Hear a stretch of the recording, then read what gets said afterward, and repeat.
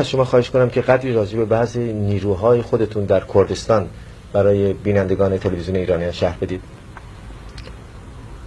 شما حتما خاطرتون هست که بعد از انقلاب در واقع همه کردستان من جمله شهرهای کردستان در اختیار نیروهای پیشمرگ بود.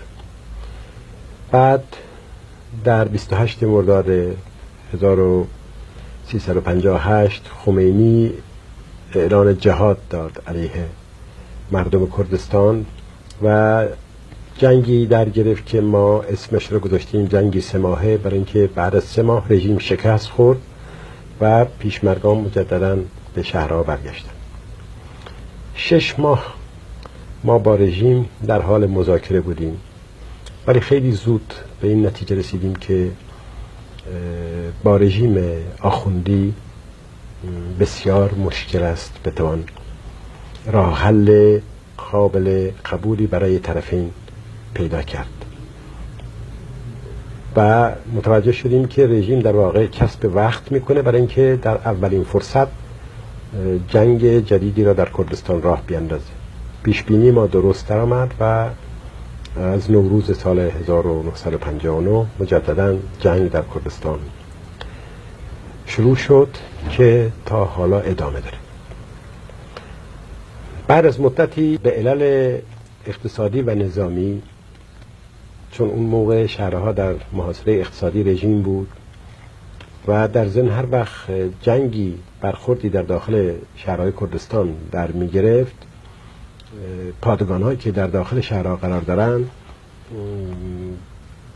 مردم بی‌دفاع را مورد هدف قرار می دادن و در نتیجه عده زیادی از مردم بیگناه کشته می شدن. ما شهرها را ترک کردیم و به روستاها و کوهستانها عقب نشستیم. از اون موقع تا حالا همچنان که می‌دانید در واقع مجموعاً 6 سال که جنگ ادامه داره.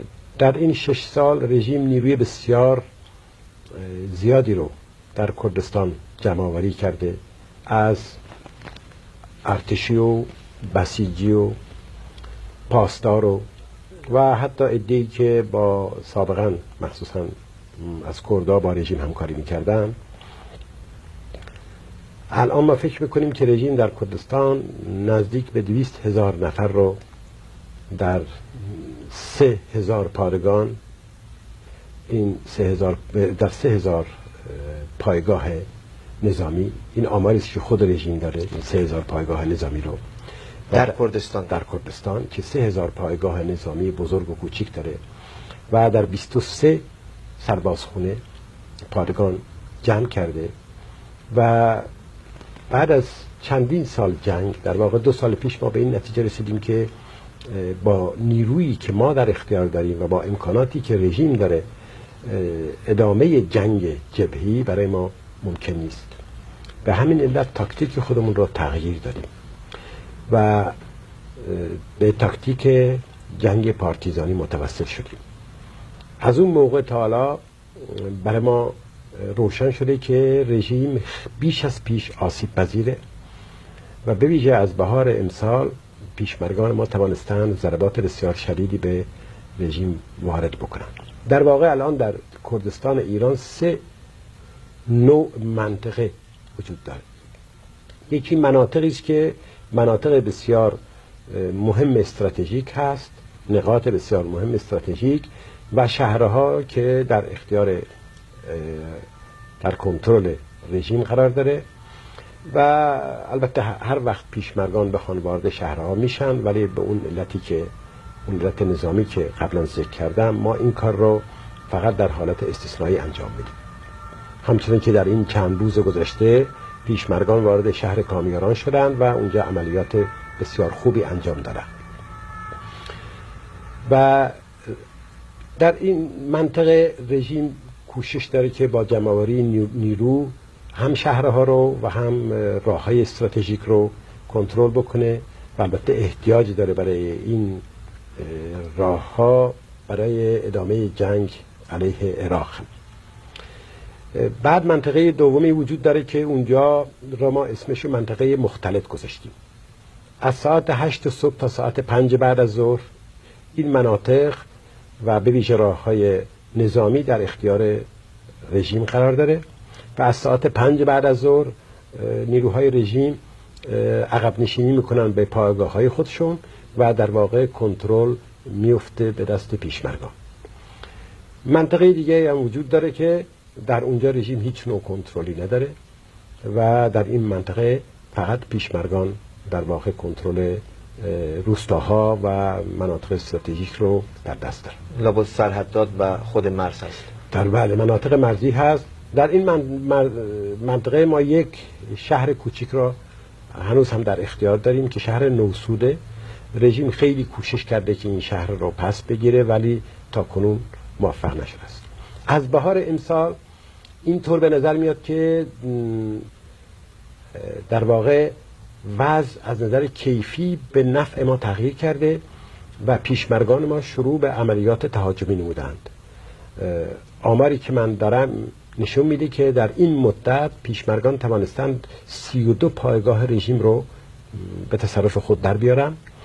اون چه از همه مهمتره این است که افراد رژیم روحیه خود را باختند.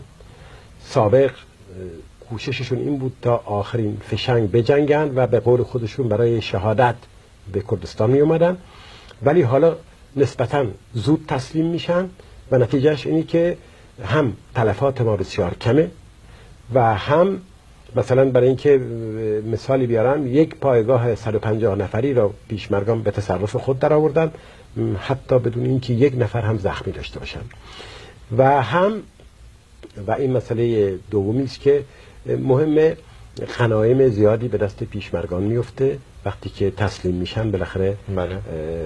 البته عده زیادی هم اسیر میشن.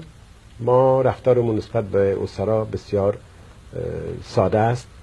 سربازها را همونجا آزاد میکنیم بعد از اینکه کوشش میکنیم توضیح بدیم برایشون که در کردستان ما برای چی میجنگیم آزادشون میکنیم. بسیجی‌ها را که نوجوانای 13 تا 15-16 ساله هستن اونا را همینطور آزاد میکنیم. فقط پاسدارا رو و البته افسران ارتش رو زندانی میکنیم و در زندان نگه میداریم، گاهی برای مبادله و گاهی هم اگه جنایاتی مرتکب شده باشند خب مدت طولانی در زندان ما باقی میمونن. ممکن بفرمایید این اسیران تعدادشون حدوداً چقدر است؟ والا سابقا اسیران تعدادشون خیلی زیاد بود. ما در چندین زندان نگهداری میکردیم، هم به علت اقتصادی و هم این که گاهی مجبور بودیم جای زندان را تغییر بدهیم. به این نتیجه رسیدیم که فقط پاسدارا و افسران رو نگهداری بکنیم. حالا بیش از چند صد نفر نیستن تعداد اسیران. ممکنه از شما بپرسم که نیروی شما اصولا برای دفاع از خود و یا تهاجم از چه نوع اسلحه‌ای استفاده میکنه؟ ما ببینید وقتی که انقلاب شد ما بعد از انقلاب پادگان مهاباد رو به تصرف خودمون در آوردیم و اسلحه نسبتاً متنابهی در این پادگان بود. از همه اون اسلحه ما تا کنون استفاده میکنیم. البته در شرایط جنگ پارتیزانی اجباراً از استفاده از اسلحه سنگین صرف نظر کردیم، ولی از اسلحه متوسط، از خمپاره، از سلاح‌های ضد تانک و ضد هواپیما استفاده میکنیم. من میتوانم بگویم که از نظر اسلحه ما کمبودی نداریم و هم به اندازه کافی اسلحه در اختیار پیشمرگان هست و هم اسلحه‌ای که به درد جنگ پارتیزانی میخوره در اختیار داریم. گاهی اتفاق میفته که از نظر مهمات در مضیقه میفتیم، ولی با ادامه جنگ ایران و عراق و وضعی که پیش اومده تهیه مهمات از طرق مختلف در کردستان ایران کار آسانی شده و شاید تعجب بکنید که گاهی اوقات قیمت مهمات حتی کمتر از اون قیمتی است که در کارخانه میفروشندش. علتش فکر میکنید چه باشه؟ علتش تهاجم بزرگ فرض کنید ارتش ایران هست که مقدار زیادی اسلحه رو به جلو میفرسته، بعد عراق حمله میکنه و فرض کنید ایران عقب نشینی میکنه، مهمات جا میمونه یا دست مردم میفته یا خود کسانی که همکاری دارن با رژیم این مهمات رو میفروشن. و فکر میکنم که به ویژه در این حمله‌ای که به اسم بلفجر 9 در کردستان انجام گرفت، رژیم مهمات بسیار واقعا زیادی رو در میدانهای جنگ به جا گذاشت بعد از عقب نشینی. صحیح. دکتر قاسملو، شما تا مدتی قبل با مجاهدین همکاری میکردید، ممکنه راجع به علت اختلافتون با مجاهدین بفرمایید؟ ما علت همکاریمون با مجاهدین این بود که مجاهدین اعلام میکردن که به دموکراسی اعتقاد دارند و طرفدار خودمختاری هم هستند. همچنان که اطلاع دارید شعار اصلی ما عبارت است از دموکراسی برای ایران و خودمختاری برای کردستان. ما 4 سال در شورا و حتی چند ماه قبل از ورود به شورا با مجاهدین همکاری کردیم و اون موقعی که بعد از 30 خرداد سازمان مجاهدین در سال 1360 مورد حمله قرار گرفت، مورد یورش رژیم قرار گرفت، ما همه امکانات خودمون را در کردستان در اختیار مجاهدین گذاشتیم. متاسفانه 4 سال همکاری به ما نشون داد که سازمان مجاهدین به دموکراسی اعتقاد نداره و ما طرفدار این بودیم که شورا برای خودش هویت مستقلی پیدا بکنه، در حالی که کوشش مجاهدین این بود که در واقع شورا در خدمت سازمان مجاهدین باشه. برخوردهای غیر دموکراتیک بسیاری از مجاهدین دیدیم از طرفی، بعد هم با اینکه پروژه طرح خودمختاری را امضا کردند بعد از بحث‌های بسیار طولانی، ولی در عمل دیدیم که مثلا با خودمختاری آذربایجان و بلوچستان مخالفت میکنن و حتی اعلان کردن که اگه شورا روزی موافق باشه که به بلوچستان یا آذربایجان خودمختاری داده بشه، مجاهدین از شورا بیرون خواهند رفت. به این ترتیب ما به این نتیجه رسیدیم که این که خودمختاری کردستان را هم پذیرفتند بیشتر از روی حساب و در نظر گرفتن تناسب قواست، نه از روی عقیده به خودمختاری.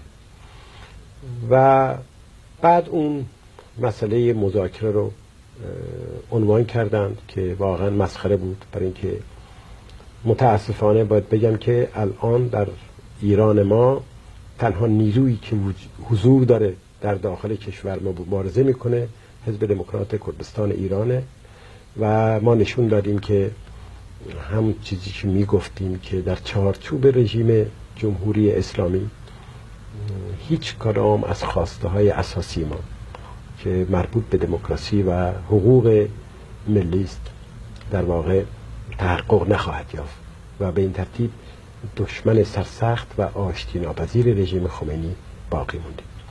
آقای دکتر قاسملو، با وجود اینکه شما کراراً تاکید کردید که استقلال و آزادی رو برای ایران خواهان هستید نه کردستان تنها، چگونه است که شما با گروه‌های ملی همکاری ندارید؟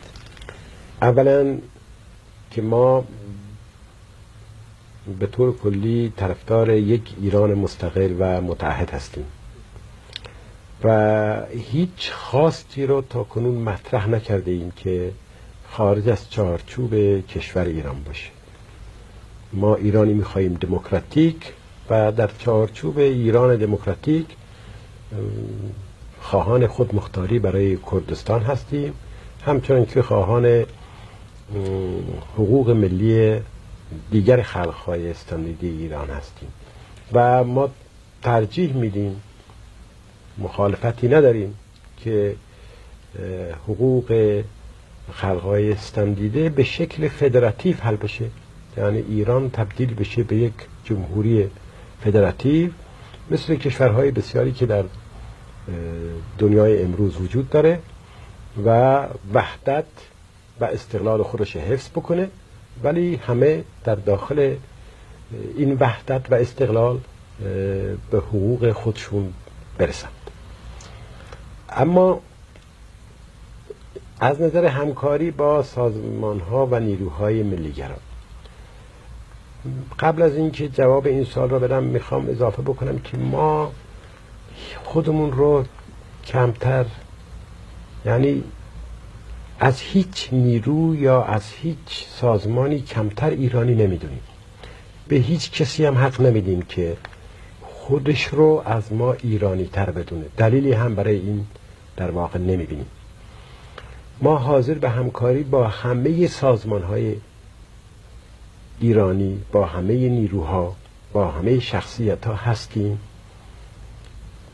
ولی به شرط آنکه این سازمان‌ها علیه رژیم خمینی مبارزه بکنن و کوشش هم نکنن که مجدداً سلطنت را در کشور ما احیا بکنن. مخالفت ما با سلطنت از روی تعصب نیست، یک مخالفت اصولی است. تجربه تاریخی کشور ما نشون داده که ایران رو نمیشه با سوئد یا با انگلستان مقایسه کرد. سلطنت در ایران معمولاً با سخنان بسیار زیبا و دموکراتیک شروع میشه، همچنان که وقتی که محمد رضا شاه به سلطنت رسید او را شاهنشاه جوانبخت دموکرات می‌نامیدند. ولی بعد از مدت کوتاهی، حالا بستگی به وضع داره، این شاه تبدیل میشه به دیکتاتور. برای اینکه پایگاه مردمی در کشور نداره، به طریق اولا از طریق استبداد و دیکتاتوری باید حکومت بکنه یا سلطنت بکنه. ثانیاً به همین علت وقتی که تبدیل شد به یک رژیم استبدادی و پایگاه مردمیش را به کلی از دست داد، وابستگی پیدا میکنه به خارج. سلطنت در ایران، تاریخ معاصرش رو نگاه بکنید، مدت طولانی وابستگی داشت به روسیه تزاری، سپس به امپراتوری انگلستان و اخیراً به امریکا. ولی ما کشوری میخواییم هم دموکراتیک و هم مستقل. من فکر میکنم که هر ایرانی آزادی خواهی به این دو علت باید مخالف سلطنت باشه. ولی اجازه بدید من به عنوان نماینده حزب دموکرات و کردها یک دلیل دیگه ایرم اضافه بکنم و اون این که سلطنت یا رژیم شاهنشاهی برای ما، یعنی در واقع هم همینطور بوده، عبارت است از تمرکز قدرت در تهران و ما که خودمختاری طلبیم مخالف چنین تمرکزی هستیم. ما برعکس یک ایرانی میخواهیم که فدراتیو باشه، سیاست عدم تمرکز در کشور پیاده بشه، همه قدرت در تهران جمع نشه، بلکه مردم ایران، مردم استانهای مختلف ایران بتوانند اختیارات بیشتری داشته باشند از طریق نمایندگان خودشون، از طریق مجلس یا شورایی که انتخاب میکنن. و فکر میکنم که دنیای مدرن در اروپا، امریکا و کشورهای پیش افتاده به طور کلی به سوی یک چنین تقسیم قدرتی میره، نه تمرکز قوا در یک جا و اون هم در دست یک شخص. این علت مخالفت ما با سلطنت. و در ضمن جز این البته ما کسانی که مخالف رژیم هستند و به هر شکلی که علیه رژیم مبارزه میکنند، حتی به شکل مبارزه منفی اون نوع که مثلا گاندی مبارزه میکرد، برای ما قابل قبولند و قابل احترام. ما فکر نمی کنیم که هر کسی که مخالف رژیم هست حتما باید اسلحه بردارد یا حتما این امکان را دارد که متوسل به سلاح بشود. شرایط مختلف در بخش‌های مختلف ایران، در استان‌های مختلف یا در روستا و شهر، در کوهستان و اون جایی که دشت با هم فرق داره. به این ترتیب ما از هر نوع مبارزه، از مبارزه مسلحانه گرفته تا مبارزه فرهنگی علیه رژیم خمینی استقبال میکنیم. مثلا مبارزه ای را که خانم‌های ایرانی در مقابل اونچه رژیم اسمش را بی‌حجابی یا بدحجابی مینامد از پیش میبرند، این مبارزه را هم مبارزه میدونیم. و بگذاریم از مبارزه ای که کارگران میتونن در کارخانه ها بکنن و فرهنگیان میتونن در بخش‌های فرهنگی و دانشجویان در دانشگاه بکنن. همه اینها به نظر من کمک خواهد کرد که ما هرچه زودتر بتوانیم رژیم خمینی را سرنگون بکنیم. بعدم عقیده ما این هست که بعد از رژیم خمینی و بعد از اینکه مردم ایران دو دیکتاتوری رو پشت سر گذاشتن، باید به این نتیجه رسیده باشن که تنها یک رژیم دموکراتیک بر اساس پلورالیسم سیاسی، بر اساس اینکه هر سازمان و گروهی آزادانه در چارچوب یک کشور جمهوری بتونه عقاید خودش رو اظهار بکنه و برای پیشبرد عقایدش مبارزه بکنه، در یک چنین چارچوب ایران ما خواهد توانست هم استقلال خودش رو حفظ بکنه و هم به کشورهای دموکراتیک پیشرفته جهان بپیوندد. جز این متاسفانه باید بگویم، بدون اینکه بخوام بی خودی پیش بینی کرده باشم، اگر در ایران بعد از خمینی رژیم دموکراتیک بر اساس پلورالیسم به وجود نیاد، جنگ داخلی در خواهد گرفت و جنگ داخلی در کشوری مثل کشور ما که از نظر استراتژیک اهمیت جهانی داره، در شمال بیش از 2000 کیلومتر مرز مشترک با اتحاد شوروی داره، در جنوب خلیج فارس هست که منطقه اقتصادی و استراتژیک بسیار مهمیه. در یک چنین کشوری جنگ داخلی حتی میتواند استقلال و تمامیت ارضی کشور ما را به خطر بیندازد. به این ترتیب وظیفه همه ایرانی های آزادی خواه این است که از همکنون برای یک ایران دموکراتیک پلورالیستی مبارزه بکنند و زمینه را برای همکاری و ائتلاف برای چنین ایرانی از حالا تدارک ببینند. پس اینطور که دشمنان شما عنوان میکنن، شما رویای جمهوری کردستان رو در سر ندارید؟ ما همچنان که گفتم تمام خواسته هامون رو میخواهیم در داخل ایران در چارچوب استقلال و تمامیت ارضی ایران به تحقق برسانیم. ما هیچ نوع تمایل جدایی از ایران را نداریم و اصولا من در کردستان ایران نیروی تجزیه طلبی نمیبینم. این اتهامی است که در رژیم شاه به ما وارد میکردن و رژیم جمهوری اسلامی هم این اتهام رو، این تهمت ناروا را به ارث برده.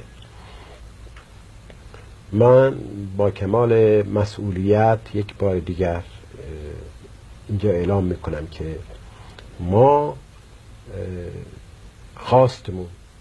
خواست خودمختاریمون در داخل کشور ایران قابل تحقق است و به هیچ وجه در فکر تجزیه ایران و جدایی از ایران نیستیم و در ضمن یک بار دیگه تکرار میکنم که کسانی که این اتهام را به ما وارد میکنند بهتره کمی فکر بکنن که چه دلیلی دارند برای اینکه اونها خودشون رو ایرانی تر از ما میدانند و برای ایران دلسوزی بیشتری نشان میدن. من فکر میکنم که با مبارزه 7 سالمون علیه رژیم خمینی که هم اکنون متاسفانه در صحنه ایران به تنهایی این مبارزه خونین را داریم ادامه میدهیم، نشان داده ایم که ایرانی های بسیار میهن پرستی هستیم و در این زمینه از هیچ ایرادی به ما وارد نیست. آقای قاسمی خیلی متشکرم از اینکه چند دقیقه وقتتون رو به من و تلویزیون ایرانیان دادید. منم خیلی از شما متشکرم و امیدوارم که سلام مرا به همه هموطنان ایرانی ما در امریکا برسونید. و اما پس از ضبط این مصاحبه از آقای قاسملو تقاضا کردم که خاطرات خودشان را از سالهای 1320 تا 1332 شرح دهند که ضبط شد و در زمان دیگری از نظر شما خواهد گذشت. در آخرین دیدار آقای قاسملو ایشان اصرار داشتند که کلیه راههای ایران یعنی در غرب کشور در اختیارشان است و من از ایشان در این مورد خواهش کردم اگر ممکن است به من یاری دهند تا اقلا از راه کوه برای 2 هفته به کشورم ایران برگردم. دکتر قاسملو دستور داد پاسپورت مرا فتوکپی کردند و قرار شد بعد از تهیه ویزای عراق در تابستان آینده به معیشت همکاران ایشان به ایران بروم. قاسملو تاکید داشت در هر نقطه از تبریز می توانند مرا تحویل دهند و بعد از 2 هفته در همان نقطه در تبریز مرا تحویل گرفته و از راه کوه به اروپا بازگردانند. آقای عبدالله قادری هم گفتند که خود ایشان هم هر ماه به کردستان ایران سفر می کنند و قرار شد با ایشان همراه شوم و یک شلوار کردی هم برایم تهیه کنم.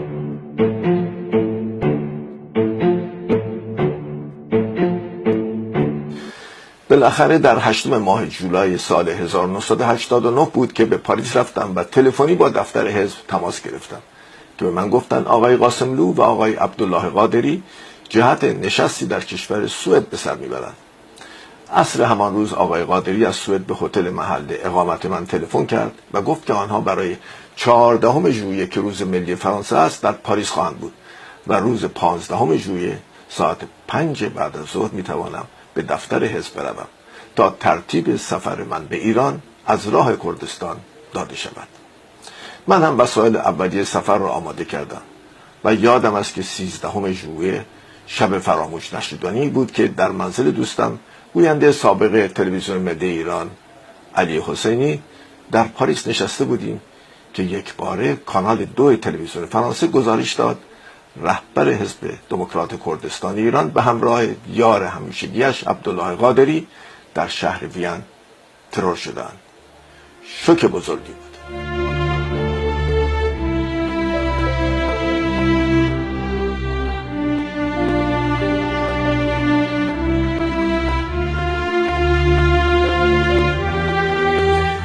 و من در 15 جولای ساعت 5 بعد از ظهر به مقابل ساختمان خیابان ایتالی رفتم و از دور به بالکنی نگاه می‌کردم و جای خالی این مرد بزرگ را می‌دیدم که با او عکس یادگاری گرفته بودم. ساختمان بلوار یا خیابان ایتالی سر جایش بود ولی دیگر قاسملویی وجود نداشت. می‌دیدم که قاسملو و قادری با خون خودشان راه مبارزات کردهای ایران را رنگین کرده بودند.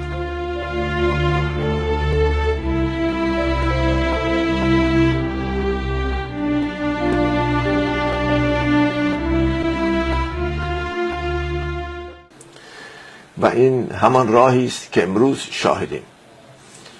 شاهدیم که کردهای مبارز کشور ترکیه را به یک نیروی متحد و تاثیرگذار در سیاست خاورمیانه تبدیل کرده است.